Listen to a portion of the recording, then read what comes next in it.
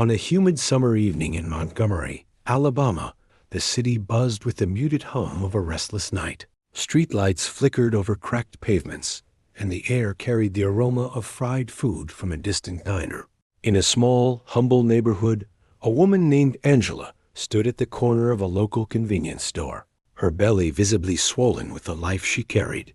Dressed in a modest maternity dress, she was waiting for her brother, who had gone to get their car. Her face, framed by cascading curls, reflected both exhaustion and determination. Angela was no stranger to challenges. At 26, she had faced more than her share of prejudice and hardship, but she had never let it define her. Tonight was supposed to be uneventful. She had spent the evening at church, with a warm embrace of gospel hymns and sermons on faith uplifted her spirit. Little did she know, her life was about to change in ways she could never have imagined. As Angela adjusted her purse strap on her shoulder, a loud voice barked from across the parking lot. "Hey, what are you doing out here?" She turned to see Officer Raymond Hatcher, a man infamous in the neighborhood for his brash demeanor and blatant prejudices. With his hands resting on his utility belt and a menacing scowl on his face, Hatcher was a stark contrast to the warmth Angela had just left behind in church. He approached her with an air of authority, his boots striking the pavement like a warning. Angela stood still, confusion flashing in her eyes. "I'm just waiting for my brother," she replied calmly, her voice steady despite her discomfort. "Looks suspicious to me," Hatcher sneered. "Hand over your ID." Angela hesitated. She knew her rights and felt no need to comply with the officer's baseless demand. "Sir, I haven't done anything wrong," she said, her voice tinged with quiet defiance. But Hatcher wasn't looking for a reason. He was looking for control. Before Angela could react, he grabbed her arm roughly, his grip far too strong for a pregnant woman. Angela gasped, pain shooting through her as she tried to pull away. "Let go of me," she cried, panic creeping into her voice. What happened next was a blur. A swift, brutal punch landed on her side, sending Angela stumbling to the ground. She clutched her belly instinctively, tears streaming down her face. Bystanders began to gather, their murmurs growing louder, but no one dared intervene. In the midst of the chaos, the screeching of tires echoed across the lot. Angela's brother, Marcus, jumped out of the car, his face contorted in rage and fear. "What are you doing to my sister?" he shouted, rushing to her side. Hatcher's smug expression faltered for a brief moment. Marcus helped Angela to her feet, his eyes blazing with fury. "You'll regret this," Marcus growled. "You have no idea who you just messed with." Angela's pain and humiliation were undeniable, but as she leaned on Marcus for support, she whispered a quiet prayer, her faith unwavering even in the face of cruelty. Unbeknownst to Officer Hatcher, Angela wasn't just anyone. The father of her unborn child was a man whose power and influence would soon turn the tables. The night after the attack, Angela lay in her modest apartment, her body aching and her mind racing. Marcus sat by her side, a cold compress in hand and anger radiating off him like heat waves. The tiny living room was filled with the muffled sounds of a television playing the evening news, but neither sibling paid attention. Angela's hands rested on her belly, silently praying for the safety of her child. Her faith had always been her anchor, even in moments like this. She believed in justice, though it often felt like a distant dream. "Angela," Marcus finally broke the silence, his voice tight with emotion. "This isn't over. We can't let that man get away with this." Angela nodded weakly, but replied, "We'll fight back, but we'll do it the right way." Marcus sighed, his fists clenched. "The right way doesn't always work for people like us." Despite her pain, Angela's eyes met his firmly. "We'll fight with faith, Marcus. God has a plan, even if we don't see it yet." The next day, news of the incident began to spread. Bystanders had recorded the altercation, and the video went viral overnight. Social media erupted with outrage, with hashtags like #JusticeForAngela trending within hours. The footage showed the brutality of Officer Hatcher's actions, and the public demand for accountability grew louder. Angela, however, remained cautious. She knew how easily these stories could be buried or twisted. That afternoon, a knock came at her door. When Marcus opened it, a tall man in an expensive suit stepped inside, his presence commanding and confident. He introduced himself as Jonathan Blake, a prominent civil rights attorney known for taking on cases like Angela's. "I saw the video," Blake began, his deep voice steady, "and I'd like to help you seek justice." Angela looked at him skeptically. "Why would you help me? People like me don't get justice.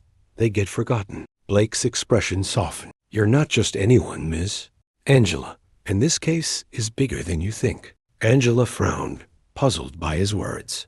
"What do you mean?" Blake hesitated for a moment, then said, "Before we proceed, I need to ask, do you know who the father of your child is?" The room fell silent. Marcus glanced at Angela, his brows furrowed. Angela's heart skipped a beat, her grip tightening on the armrest of her chair. "What does that have to do with anything?" Marcus interjected defensively. Blake's gaze remained fixed on Angela.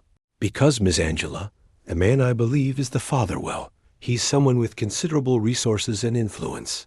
If he's who I think he is, this case could change everything."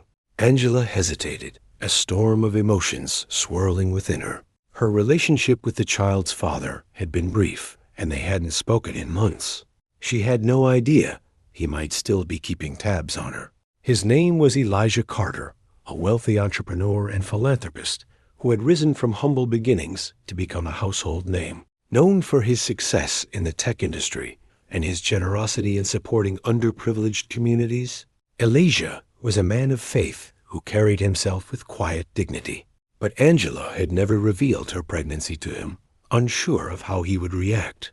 Meanwhile, Officer Hatcher was beginning to feel the heat. The video had reached the police department, and his superiors were scrambling to control the damage. Sitting in his dimly lit office, Hatcher scrolled through the vitriol aimed at him online. His arrogance had faltered, replaced by a creeping fear. He had no idea how deeply connected Angela was or far-reaching the repercussions of his actions would be. As Angela debated her next steps, Marcus urged her to reach out to Elijah. "He deserves to know, Angela," he said, "and we need all the help we can get." Angela's faith was her guiding light, and that night she prayed for wisdom. She knelt by her bedside, her hands clasped and her voice trembling. "Lord, show me the way. Help me protect my child and bring justice to this situation. I trust you to guide my steps." The next morning, she made a decision. She picked up her phone and called Elijah. The voice on the other end was deep and familiar. "Angela," Elijah said, surprise evident in his tone. "It's been a long time. How are you?" Angela took a deep breath. "Elijah, there's something I need to tell you, and it's something that might change everything." Elijah Carter sat in his expansive office, surrounded by floor-to-ceiling windows that overlooked the bustling city of Atlanta. The phone call from Angela had left him stunned. As a man who prided himself on controlling every aspect of his life, the revelation that he was about to become a father was a curveball he hadn't expected. "Angela," he had said, his voice carefully measured, "I need to see you. Tell me where you are, and I'll come to you." Later that day, Angela waited nervously in the small living room of her apartment. Marcus was out, giving them privacy, but the weight of the moment pressed heavily on her. When Elijah arrived, his presence was as commanding as she remembered. Dressed sharply in a tailored suit, he looked every bit the successful businessman, but his eyes held a warmth that reminded her of the man she had once known. Angela took a deep breath. "I didn't tell you earlier because I didn't know how you'd react. I didn't want you to feel obligated." Elijah stepped closer, his voice firm but gentle. "Angela, you should have told me. Obligation has nothing to do with it. This is my child, too." Before she could respond, Elijah's gaze shifted to her bruised arm, still faintly marked from Hatcher's grip. His expression darkened. "What happened to you?" Angela hesitated, then recounted the events of that fateful night. As she spoke, Elijah's anger simmered beneath the surface. "I saw the video," he said, his voice tight. "I didn't know it was you, but I knew I couldn't let this slide. Now that I know, there's no way I'm standing by while you're treated like this." Angela looked at him, a mixture of relief and apprehension in her eyes. "What are you going to do?" Elijah's jaw tightened. "I have resources, Angela. people who owe me favors, connections that can make a difference. And I'm going to use all of them to make sure Hatcher pays for what he did. The next morning, Elijah made his first move. He contacted his legal team, instructing them to work alongside Jonathan Blake to escalate Angela's case to the highest levels. He also reached out to influential figures in the media, ensuring the story stayed in the spotlight. But Elijah wasn't just planning to fight back legally. He was also digging into Hatcher's past. Everyone has skeletons in their closet, he told his private investigator. Find his. Within days, the investigator uncovered a series of troubling incidents. Hatcher had a history of excessive force complaints, many of which had been quietly dismissed by the department. But one case stood out, a wrongful death lawsuit involving a young black man that had been settled out of court. The details were damning, and Elijah knew it was the leverage they needed. Meanwhile, Angela struggled with the whirlwind of events. Her quiet life had been upended, and the sudden re-entry of Elijah into her world was both comforting and overwhelming. As she sat in church one evening, the choir's powerful hymns filled the sanctuary, and Angela found herself pouring her heart out to God. "Lord, I don't know what's ahead," she prayed, tears streaming down her face. "But I trust you to guide us through. Please protect my baby and give me the strength to face what's coming." Back at the precinct, Officer Hatcher's world was beginning to crumble.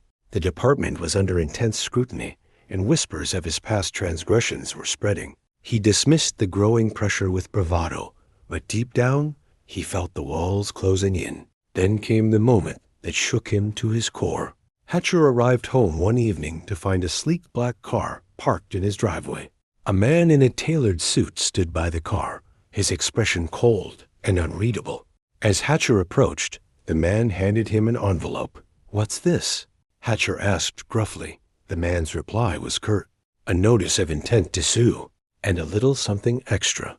Inside the envelope were legal documents outlining the lawsuit and a dossier of evidence against him. But what caught Hatcher's attention was a single photograph, Elijah Carter standing with the governor at a recent fundraiser. Beneath it was a handwritten note, "You picked the wrong person to mess with." Hatcher's hands trembled as he stared at the photo. He had underestimated Angela, thinking she was just another powerless woman. But now he realized she had powerful allies, and they were coming for him.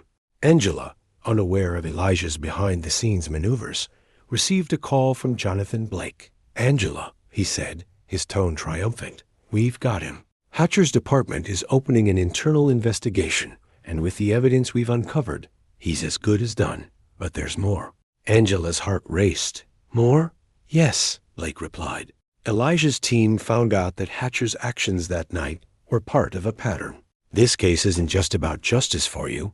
It could expose corruption in the entire department. As the first cracks appeared in Hatcher's armor, Angela began to see the power of faith, resilience, and unexpected alliances. But this was only the beginning. The battle ahead would test her courage and her faith like never before.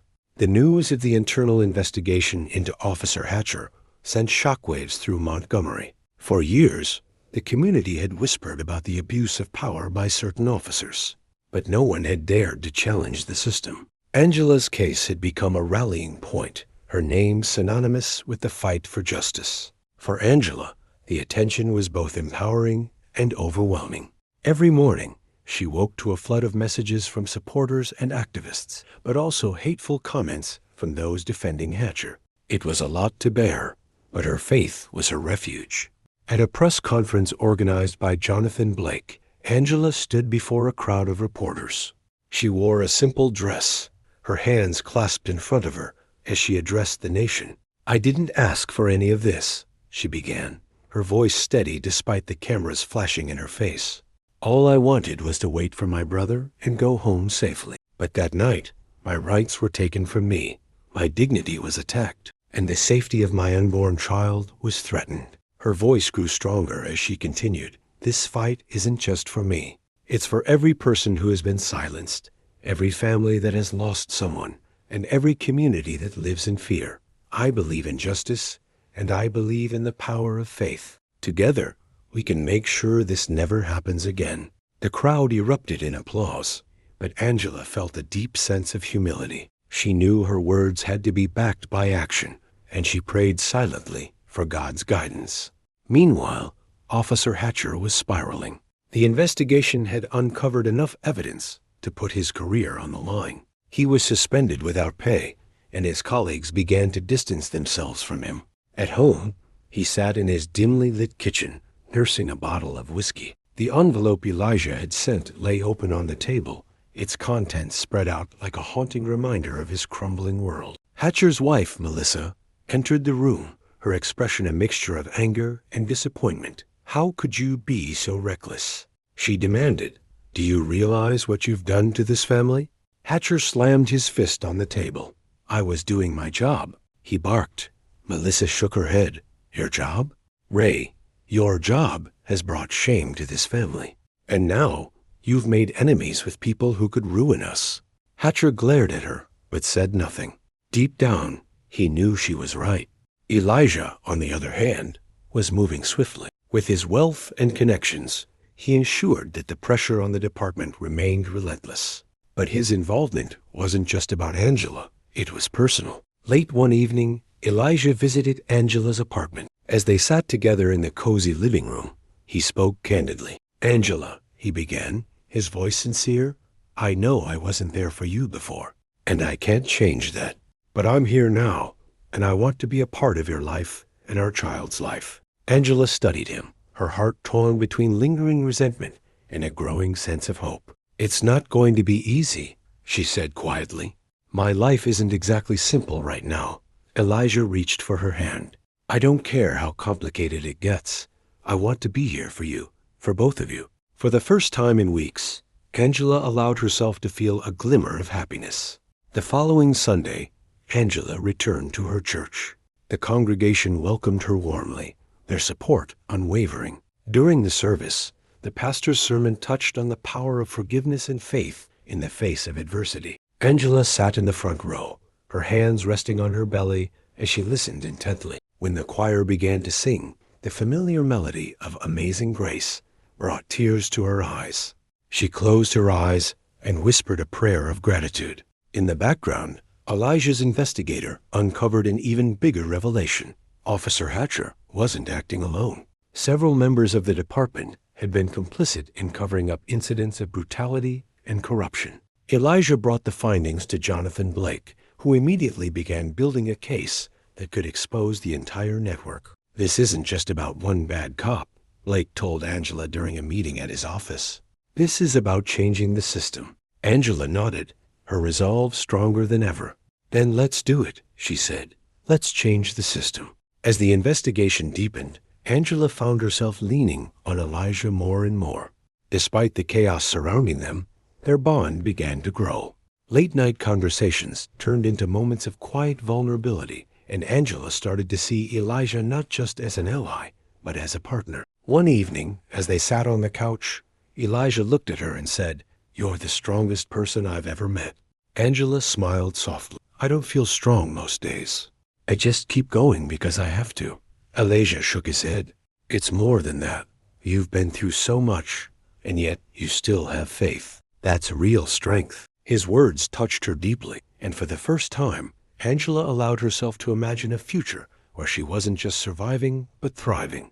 As the case against Officer Hatcher expanded into an investigation of systemic corruption within the Montgomery Police Department, Angela and her allies found themselves navigating increasingly dangerous waters. The fight for justice was gaining momentum, but with it came new challenges and unforeseen threats. Angela was in her apartment one evening, reviewing documents Jonathan Blake had sent her, when her phone buzzed. It was an unfamiliar number. "Hello?" She answered cautiously. A low, gruff voice came through the line. "You need to back off. Drop this case, or you'll regret it." Angela's blood ran cold. "Who is this?" she demanded, but the caller had already hung up. Shaken, Angela immediately called Marcus. "I just got a threatening call," she said, her voice trembling. "I'll be there in 10 minutes, Marcus replied. When Marcus arrived, he found Angela pacing the living room. "This isn't just about Hatcher anymore," she said. "They're trying to scare me." Marcus clenched his fists. They picked the wrong family to mess with, or not backing down. Despite his bravado, Angela could see the worry in her brother's eyes.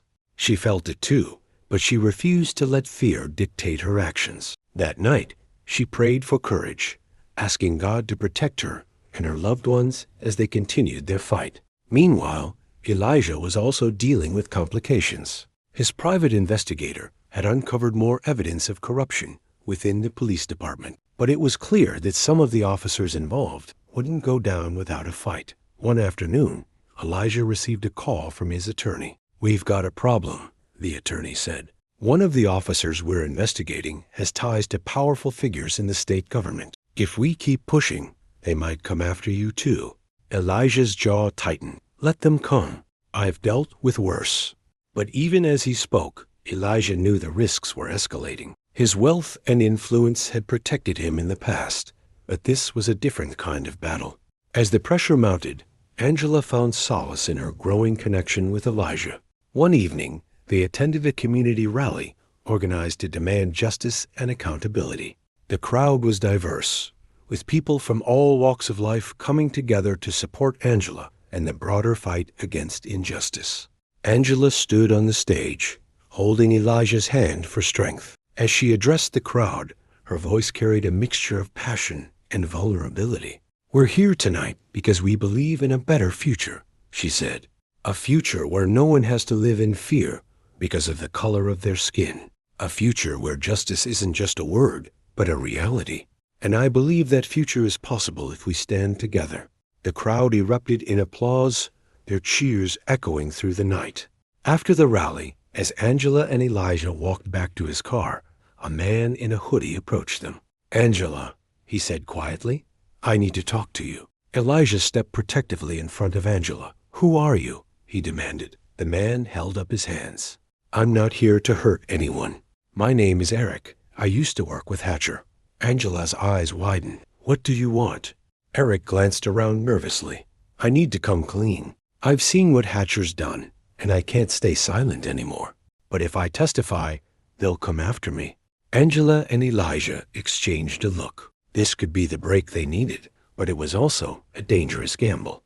Over the next few days, Eric's testimony became the center of the case. He provided detailed accounts of Hatcher's misconduct and the culture of corruption within the department. His revelations were explosive, but they also made Angela and her allies targets. Threatening messages became more frequent, and Angela noticed strange cars parked near her apartment. Marcus insisted on staying with her, and Elijah hired private security to ensure her safety. The tension came to a head one evening when Angela was returning home from church. As she walked up the steps to her apartment, a car sped toward her, its headlights blinding. Before she could react, Elijah's security team intercepted the vehicle, forcing it to stop. Inside were two men, both with ties to the police department. They were arrested on the spot, but the incident left Angela shaken. "I can't believe they'd go this far," she said to Elijah later that night. "They're desperate," Elijah replied. "They know they're losing, and they'll do anything to protect themselves." Despite the danger, Angela remained resolute. "I won't let them scare me into silence," she said. "God brought me this far, and I trust him to see me through." As the case moved closer to trial, the stakes continued to rise. Angela's faith and resilience were tested at every turn, but she refused to give up. With Elijah by her side and a growing network of supporters rallying behind her, she prepared for the fight of her life. As the trial date approached, Angela found herself caught in a whirlwind of emotions. The mounting threats and constant attention weighed heavily on her. But what troubled her most were the complex relationships that had formed in the midst of this ordeal. Each person in her life was dealing with their own struggles, and the lines between support and conflict were becoming increasingly blurred. One evening, Angela and Elijah sat in the living room of his penthouse apartment, the city lights casting a soft glow through the floor-to-ceiling windows. Angela cradled a cup of herbal tea, her face etched with fatigue. "Elijah, I'm grateful for everything you've done," she said quietly, staring into her cup. "But sometimes I feel like I've lost control of my own life." Elijah leaned forward, his expression serious. "Angela, you're not alone in this. I know it's overwhelming, but we're in this together. Angela looked up, her eyes glistening with unshed tears. That's just it. I never asked for this fight, Elijah. I never wanted to be anyone's symbol or cause. Elijah reached for her hand, his voice gentle. I know, but sometimes God places us in situations we don't understand because he knows we're strong enough to handle them. I see that strength in you every day. His words brought a small smile to Angela's lips, but the weight in her chest remained. I just want to protect my baby, she whispered. And I'll do everything in my power to help you, Elijah promised. At the same time, tensions were growing between Angela and Marcus. Her brother had been her fiercest protector, but his frustration with the slow pace of justice was starting to boil over. One afternoon, as they prepared for a meeting with Jonathan Blake, Marcus confronted Angela. You're letting them walk all over you, he said, pacing the room. We should be out there demanding action, not sitting around waiting for the system to work. Angela sighed, her patience wearing thin. Marcus, we have a plan. Rushing into things won't help. Marcus stopped and faced her, his eyes blazing. The system isn't designed to help people like us, Angela. You think they care about justice? They're just stalling until this all blows over. Angela's voice rose, a rare occurrence. And what do you suggest, Marcus? That we take matters into our own hands? That's not how this works. I have to believe that faith and persistence will prevail. Marcus shook his head, his expression softening. I just don't want to see you get hurt, Angela. You've been through enough. Angela placed a hand on his arm. I know, Marcus, but we have to trust that God is guiding us. Please, trust me too. Alone in her room that night, Angela stared at her reflection in the mirror. The woman looking back at her seemed a stranger, tired, worn, and unsure. Am I doing the right thing, Lord? She whispered. I'm trying to be strong, but sometimes I feel so weak. Please, give me the courage to keep going. As she prayed, a sense of peace began to wash over her. She remembered a passage from Psalms her pastor had shared. The Lord is my rock, my fortress, and my deliverer. My God is my rock, in whom I take refuge. The words gave her strength. Angela knew that her fight wasn't just for her. It was for her child, her family, and the countless others who had suffered in silence. At the legal offices downtown, Jonathan Blake was working tirelessly to prepare for trial. With the testimony of Eric, the whistleblower, and the evidence of systemic corruption uncovered by Elijah's team, the case was becoming more robust. But there were still hurdles to overcome. We need Angela to testify, Jonathan said during a strategy meeting. Angela's stomach tightened. The thought of standing in front of a courtroom, reliving the trauma, terrified her. Elijah placed a reassuring hand on her shoulder. You don't have to do this if you're not ready, he said. Angela shook her head. No, I have to. If I stay silent, they win. I won't let that happen. Her voice was firm, but the inner turmoil was undeniable. Unknown to Angela and her allies, a mole within the legal team had been leaking information to the police department. Every move they made was being tracked, and the opposition was using the knowledge to fortify their defense. When Jonathan discovered the breach, he called an emergency meeting. We've been compromised, he announced grimly. Someone's been feeding information to the other side. Angela's heart sank. Who? How? We don't know yet, Jonathan replied. But we need to be extremely careful moving forward. Elijah clenched his jaw. This changes nothing. We're too close to let them intimidate us now. But Angela couldn't shake the feeling of betrayal. Someone they trusted had turned against them, and it was a stark reminder of how high the stakes had become. In the midst of these challenges, Angela continued to draw strength from her faith. She spent her evenings reading scripture and listening to gospel music, finding solace in the promises of hope and redemption. The fight was far from over, but Angela was determined to see it through, even if it meant confronting her deepest fears. The discovery of a mole within the legal team shook Angela and her allies to the core. It felt like an insidious reminder of the obstacles they faced, but it also galvanized them to be more vigilant and determined than ever. Jonathan Blake and Elijah immediately launched an internal review, cutting off access to sensitive information and tightening their circle. Amid the upheaval, New clues emerged that shifted the trajectory of the case entirely. One morning, Angela received an unexpected package at her apartment. The box was plain, with no return address, and it had been left at her doorstep without any explanation. She hesitated before opening it, her heart racing. Marcus, who had stopped by to check on her, stood nearby, his protective instincts on high alert. "Wait," he said, examining the box. "Let me open it." Inside was a collection of documents and a small flash drive. Angela and Marcus exchanged a wary glance before plugging the drive into her laptop. What they found left them speechless. The documents detailed internal police communications, including emails that referenced Angela's case and the broader investigation into corruption. There were explicit instructions to obstruct justice, silence whistleblowers, and intimidate key witnesses.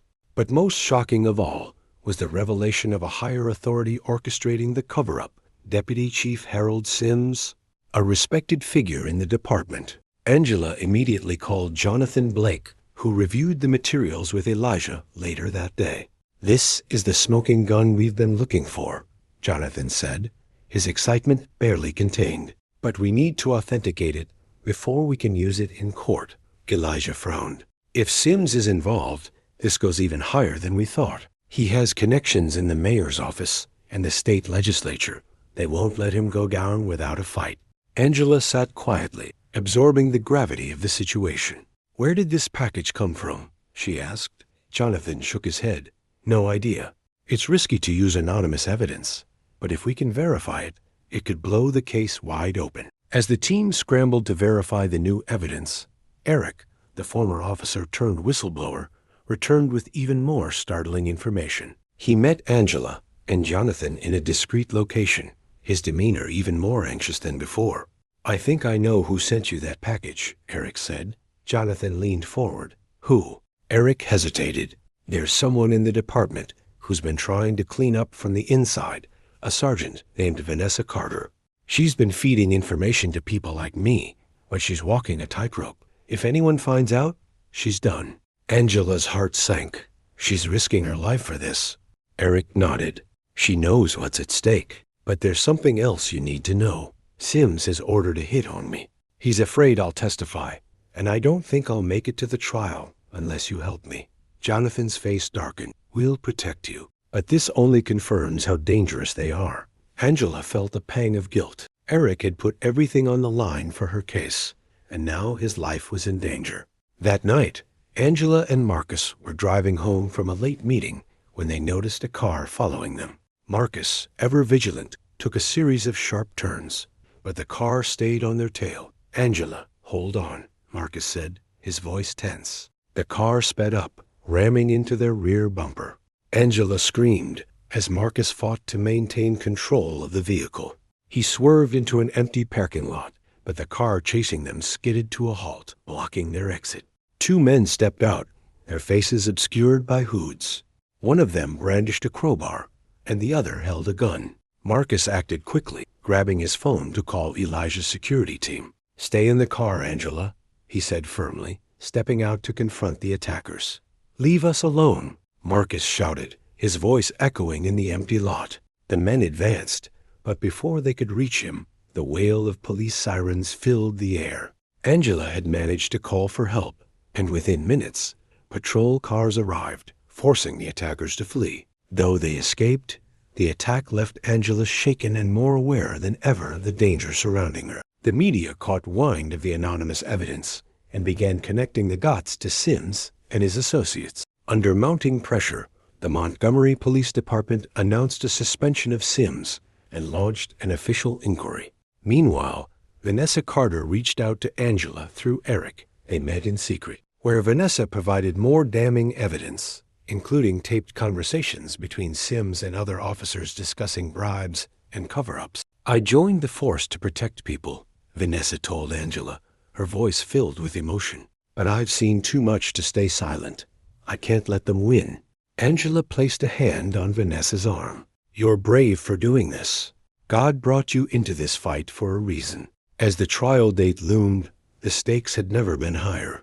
Angela's team now had enough evidence to expose the corruption, but they also knew their enemies were more desperate than ever. Every step forward was fraught with danger, but Angela's faith remained unshaken. "We're not just fighting for me," Angela told Elijah one evening. "We're fighting for everyone who's been silenced, and I believe God is leading us to victory." Elijah nodded, his admiration for her growing. "With everything we've uncovered, they don't stand a chance. We'll finish this." As the trial date drew closer, Angela and her allies deepened their connections with one another while navigating the web of danger, deceit, and growing public support. The fight for justice began to ripple through the city, sparking hope among marginalized communities and unease among those desperate to maintain their power. Angela found herself leaning on Elijah more than she ever expected. He was her constant ally, offering not only resources, but also emotional support. One evening, as they worked late into the night preparing for trial, Elijah brought her a plate of food. "You've barely eaten," he said gently, setting the plate on the table beside her. Angela smiled wearily. "I'll eat after I finish this." Elijah pulled out a chair and sat across from her. "Angela, I know how important this is, but you can't pour from an empty cup. You need to take care of yourself for your baby." His words resonated with her. Angela set her pen down and took a bite of the sandwich he'd brought, grateful for his care. "Thank you," she said softly. Isaac leaned forward, his gaze steady. "I want you to know, no matter what happens, I'm here for you, for both of you." Angela felt a lump rise in her throat. His sincerity was undeniable, and for the first time in a long time, she felt like she wasn't carrying the burden alone. While Angela's faith kept her grounded, Marcus wrestled with his own inner turmoil. The anger he felt toward the system and the people who had hurt his sister threatened to consume him. One afternoon, he stormed into Elijah's office, his face set in a scowl. "We're not doing enough," Marcus said, his voice filled with frustration. "They're still coming after Angela. What if they hurt her before we can even get to court?" Elijah remained calm. "We're doing everything we can, Marcus. But this fight isn't just about one person. It's about changing the system." Marcus shook his head. "I don't trust the system. It's broken." Elijah leaned back in his chair, studying Marcus. "I get it. You've been let down before. But this isn't just about trust. It's about faith. Angela believes we can win this, and I believe in her." Marcus sighed, his shoulders slumping. "I don't know if I can be that patient." "Then lean on us," Elijah said simply. "We've got this."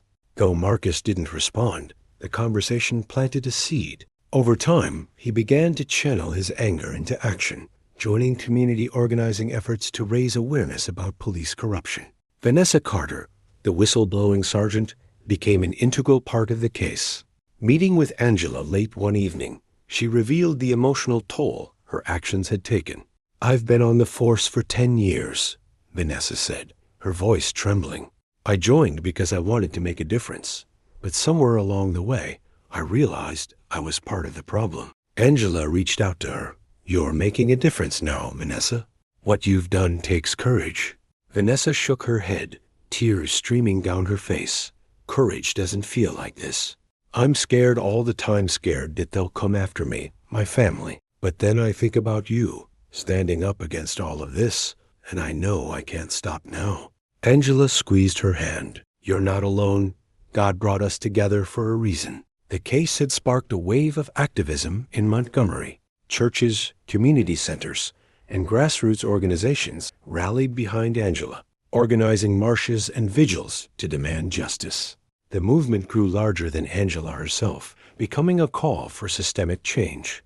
At one such vigil, Angela was invited to speak. Standing before the crowd, she held a candle in one hand and rested her other hand on her belly. "Every step forward we take is a step toward justice," she said, her voice carrying across the quiet night. "This isn't just about me. It's about all of us, our children, our families, our future. God is with us in this fight, and He will see us through." The crowd erupted into cheers, their voices lifting in a gospel hymn that resonated deeply within Angela's heart. Amid the chaos, Angela received an unexpected visitor, Melissa Hatcher, the wife of the disgraced officer. Angela was initially wary, unsure of Melissa's intentions. but her weary demeanor suggested she wasn't there to cause trouble. "I'm not here to defend my husband," Melissa began, her voice trembling.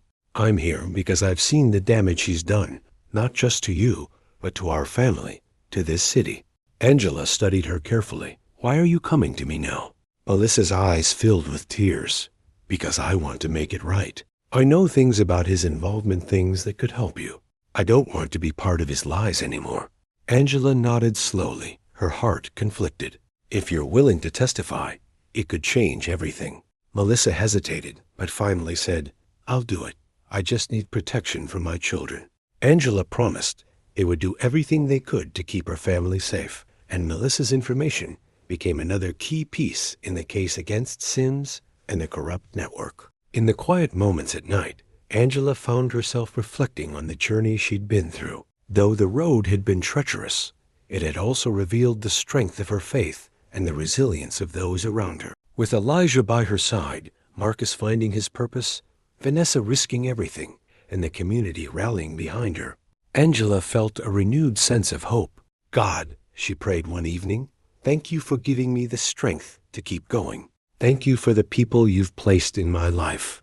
I trust that you'll guide us through to victory." The fight for justice intensified as the trial approached. Angela and her team had amassed damning evidence, but their opponents were fighting back with everything they had. With new threats emerging, alliances deepening, and public pressure mounting, the stage was set for a final showdown. Deputy Chief Harold Sims, now implicated in the corruption scandal, launched a counteroffensive to protect himself. Using his political connections, he orchestrated a smear campaign against Angela and Elijah, painting them as opportunists exploiting the justice system for personal gain. The attacks were relentless. News outlets sympathetic to Sims aired stories questioning Angela's character, digging into her past, and framing her as unstable. At home, Angela watched one such report with Marcus and Elijah. "This is disgusting," Marcus fumed, pacing the living room. "They're trying to destroy you." Angela turned off the television, her face calm but resolute. "They can say whatever they want. The truth will come out in court." Elijah placed a reassuring hand on her shoulder. "We'll fight this, Angela. I've already contacted our PR team to counter their narrative." Though Angela appreciated his support, the smear campaign took an emotional toll. She turned to prayer for solace, asking God to shield her from the negativity and strengthen her resolve. Melissa Hatcher's decision to testify against her husband sent shockwaves through the legal team. Her knowledge of Sims and Hatcher's involvement in the corruption was invaluable, but it also made her a target. During a meeting at Jonathan Blake's office, Melissa recounted a chilling conversation she had overheard between Sims and her husband. "They talked about destroying evidence," Melissa said, her hands trembling. "And they mentioned if anyone got too close, they'd handle it the old-fashioned way." Jonathan's expression darkened. "This corroborates everything Eric has told us." Angela reached out to Melissa. "You're incredibly brave for doing this." Melissa's eyes filled with tears. "I'm doing it for my children. They deserve to grow up in a world where people like my husband don't have this kind of power." The mole within the legal team was finally uncovered. To Angela's shock, it was someone she had trusted, one of Jonathan's junior associates, Patrick. Confronted in a tense meeting, Patrick broke down and admitted he had been bribed by Sims to leak information. "I needed the money," Patrick said, his voice shaking. "I didn't think it would go this far." Jonathan dismissed Patrick on the spot and promised to report him to the Bar Association. But the betrayal left a bitter taste in everyone's mouth. Angela struggled with conflicting emotions. "How could someone do this?" she asked Elijah later. "Greed makes people do terrible things," Elijah replied. "But we can't let this distract us. We're too close to the finish line." As the trial drew nearer, the threats against Angela escalated. Late one night, a brick was thrown through her apartment window, shattering glass across the floor. Attached was a note: "Drop the case or else." Marcus burst into the apartment moments later, his face livid. "This is the last straw. We need more security." Elijah didn't hesitate. "You're both staying with me until this is over. It's not safe here anymore." Though Angela hesitated to leave her home, she knew Elijah was right. She packed a small bag and moved into his penthouse, grateful for the added protection. A week before the trial, Vanessa Carter came forward with a final piece of evidence. A secret ledger maintained by Sims that detailed payments and bribes made to various officials. The ledger was a bombshell, tying Sims directly to the corruption. "This is it," Jonathan said, holding the ledger in his hands. "This is the evidence we needed to take him down." But Sims wasn't going down without a fight. The next day, his legal team filed a motion to suppress the evidence, claiming it was obtained illegally. The court hearing to determine the admissibility of the ledger was tense. Angela, Elijah, and their supporters filled the gallery, praying silently as Jonathan argued their case. In the end, the judge ruled in their favor. The ledger would be admitted as evidence, dealing a massive blow to Sims' defense. Outside the courthouse, hundreds of supporters gathered, holding signs and chanting for justice. The movement had grown into something much larger than Angela's case. It was a call for accountability and systemic change. Angela stood on the courthouse steps, looking out at the crowd. Beside her were Elijah, Marcus, Jonathan, Vanessa, and Melissa, her unlikely but steadfast allies. "This is bigger than me," Angela said, her voice filled with emotion. "It's about all of us." The crowd erupted into cheers, their voices blending into a powerful gospel song that echoed through the streets. That evening, back at Elijah's penthouse, Angela sat by the window, looking out at the city lights. Elijah joined her, handing her a cup of tea. "How are you feeling?" he asked. "Tired," Angela admitted, "but ready." Elijah nodded. "Whatever happens in that courtroom, you've already changed so much. You've inspired people. You've made them believe in something better." Angela smiled, her hand resting on her belly. "I just want to make the world a better place for my child." Elijah reached for her hand. "You already have." The stage was set. With the trial just days away, Angela and her allies braced for the most critical battle yet. Their fight for justice had become a beacon of hope, but the outcome was still uncertain. The day of the trial arrived like a storm, bringing with it an air of tension and anticipation. Angela, dressed in a modest but elegant outfit, sat quietly in the courthouse, her hands folded in her lap. Elijah sat beside her, his calm demeanor masking the determination beneath. Marcus, Jonathan, Vanessa, and Melissa were all present, forming a united front against the corruption that had plagued the city for years. Jonathan Blake began the trial with a powerful opening statement. "Ladies and gentlemen of the jury, this case is not just about Angela. It's about a system that has allowed injustice to thrive. But today, you have the power to change that. Today, you can send a message that no one is above the law." Sims' defense attorney countered with a narrative designed to sow doubt. "This case is built on the word of individuals with questionable motives. We intend to prove that Deputy Chief Sims is an honorable man who has been falsely accused."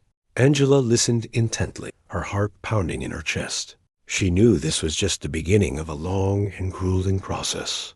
When it was Angela's turn to testify, the courtroom fell silent. As she walked to the stand, she felt the weight of every eye in the room on her.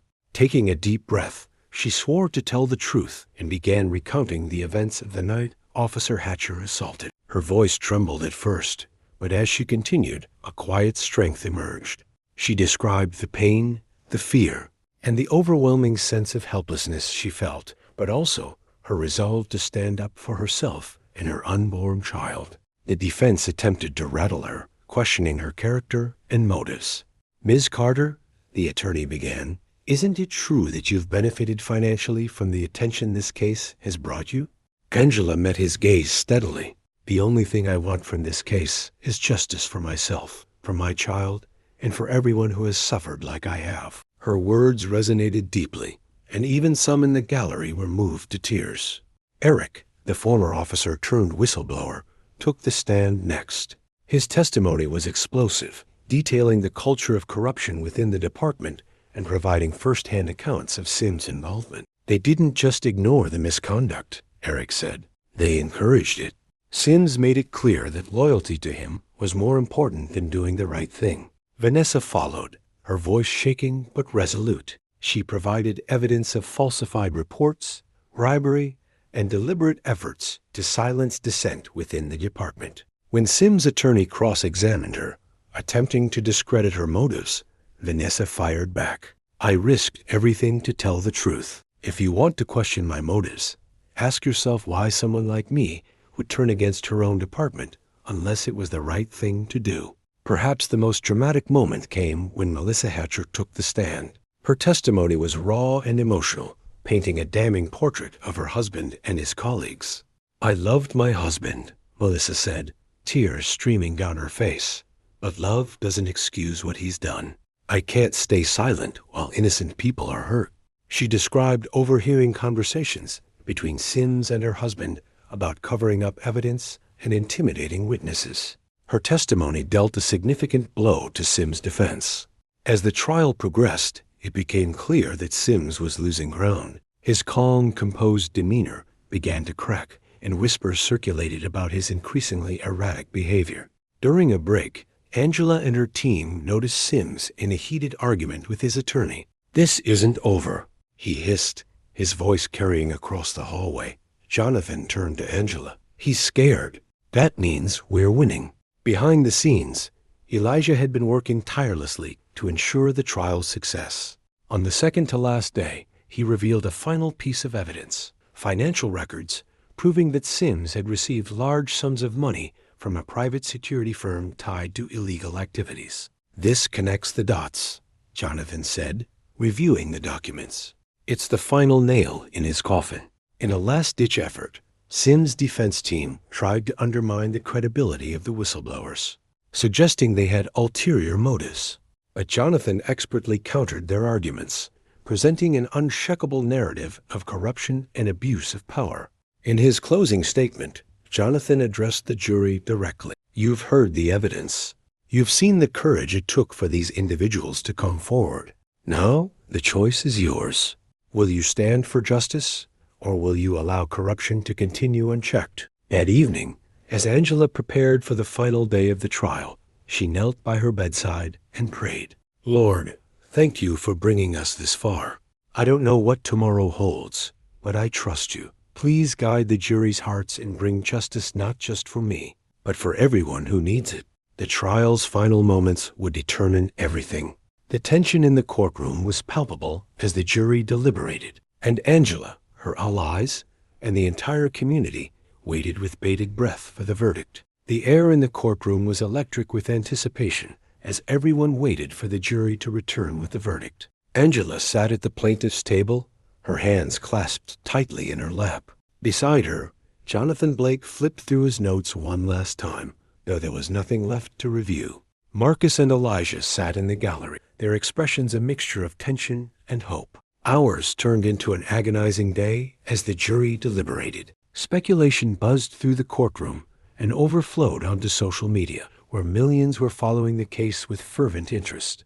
Activists and supporters held vigils outside the courthouse, their chants for justice echoing through the night. Inside a private room, Angela and her team waited. Elijah stood by the window, gazing at the growing crowd below. "They believe in you," he said, turning to Angela. Angela managed a faint smile. "I hope I don't let them down." Jonathan leaned forward. "Angela, you've done everything you can. The evidence is strong, and the jury knows the truth. Now, we have to trust that they'll do the right thing." Meanwhile, in another part of town, Deputy Chief Sims paced his office, his frustration boiling over. The walls were closing in, and the once untouchable man of power now faced the very real prospect of losing everything. "This isn't over," he muttered to himself, gripping a glass of whiskey. He had used every resource at his disposal to delay, distract, and destroy the case against him, but it wasn't enough. His desperation was turning dangerous. Later that night, as Angela prepared to leave the courthouse, she noticed a black car parked across the street. The engine idled, and its headlights seemed fixed on her. Marcus noticed it too, and stepped in front of her protectively. "Stay here," Marcus said, pulling out his phone to call security. Before he could act, the car sped off into the night. The next morning, the jury announced they had reached a decision. The courthouse was packed, the tension so thick it was hard to breathe. Reporters jostled for position, and security was heightened after the previous night's incident. Angela walked into the courtroom, her head held high, though her heart raced with anxiety. She took her seat beside Jonathan and whispered a prayer under her breath. The foreperson of the jury stood, holding a small slip of paper. The judge addressed the room. "Has the jury reached a verdict?" "Yes, Your Honor," the foreperson replied. Angela closed her eyes, clutching the edge of the table as the foreperson read aloud. "On the count of assault and battery against Officer Raymond Hatcher, we find the defendant guilty." Gasps and murmurs filled the room. "On the charges of conspiracy to obstruct justice and corruption against Deputy Chief Harold Sims, we find the defendant guilty." Angela's eyes brimmed with tears as the gallery erupted in applause. Marcus reached over and hugged her tightly, while Elijah placed a comforting hand on her shoulder. As the verdict was read, Sims' face twisted in fury. He stood abruptly, his voice cutting through the noise. "This is a sham," he shouted. "You're all going to regret this." The judge banged her gavel. "Order in the court." Sims was quickly escorted out by bailiffs, his once lofty reputation now reduced to ashes. The crowd outside cheered as news of the verdict spread. Angela stepped onto the courthouse steps, where she was met with thunderous applause and chants of "Justice for Angela." Cameras flashed as she stood before the crowd, her voice trembling but resolute. "Today is a victory, not just for me, but for every person who has ever been silenced or ignored," she began. "Justice is possible when we stand together, and I am so grateful to all of you for your support." She paused, her eyes scanning the sea of faces. "This is not the end. There is still work to be done to ensure that corruption and injustice have no place in our communities. But I believe that with faith, determination, and unity, we can create a better future." The crowd erupted into cheers, singing gospel hymns that echoed through the city streets. Later that evening, Angela sat on a bench overlooking a quiet park with Elijah beside her. The chaos of the day had subsided, replaced by a serene calm. "You did it," Elijah said softly. "We did it," Angela corrected, smiling at him. "I couldn't have done this without you." Elijah reached for her hand. "What's next for you?" Angela gazed at the stars, her hand resting on her belly. "I don't know, but whatever it is, I want to use this experience to help others. I don't want this fight to end here." Elijah nodded. "Whatever you decide, I'll be right here with you." Angela turned to him, her heart full of gratitude. "I think we're going to be okay." With justice served and a brighter future ahead, Angela's journey had transformed her into a beacon of hope. Her story became a catalyst for change, inspiring others to stand up against injustice and to trust in the power of faith, community, and resilience. Months after the trial, the effects of Angela's courage rippled far beyond Montgomery. The conviction of Officer Hatcher and Deputy Chief Sims sparked a wave of reforms across the city's police department. Policies were revised, oversight committees were established, and corrupt officers were dismissed from their positions. Angela, now a prominent voice in the fight for justice, had stepped into a new role as an advocate for systemic change. Despite her initial reluctance to become a public figure, she embraced the opportunity to speak for those who couldn't speak for themselves. In the quiet of her home, Angela reflected on how far she had come. The bruises on her body had healed, but the lessons from her ordeal would stay with her forever. As she sat in the nursery she'd prepared for her baby, she felt a deep sense of peace. Elijah entered the room, carrying a gift box wrapped in soft blue paper. "This just came for you," he said, setting it on the table. Angela opened it to find a framed photograph of herself, standing on the courthouse steps, surrounded by Marcus, Elijah, Vanessa, Melissa, and Jonathan. Beneath it was a note that read, "For Angela, a woman of strength, courage, and faith. You've changed the world one step at a time." Tears welled in her eyes as she turned to Elijah. "This fight wasn't just for me," she said softly. "It was for everyone who has ever felt powerless. I want my child to grow up in a world where they know they can make a difference, no matter how impossible it seems." Elijah smiled. "They'll have the best role model to look up to." Angela's story resonated deeply with people across the nation. She became a sought-after speaker at churches, universities, and community events, sharing her testimony and encouraging others to trust in God's plan, no matter how daunting the path might seem. At one event, she stood before a packed congregation, her voice steady and full of conviction. "When I faced the darkest moments of my life, I turned to God," she said. "He gave me the strength to keep going, even when the odds were against me. If there's one thing I've learned, it's that faith can move mountains, and with faith, we can overcome anything." Angela's journey reminds us all of the power of perseverance, faith, and community. Her story is a testament to what can happen when we refuse to be silent in the face of injustice. If this story moved you, consider how you can make a difference in your own community. Speak up for what's right, support those who need it most, and always keep faith in the possibility of change. Don't forget to subscribe to this channel for more stories of courage, redemption, and hope. And if you found Angela's journey inspiring, share this video with others. It might be the encouragement they need to start their own journey toward justice and healing. Thank you for watching. We'll see you in the next video.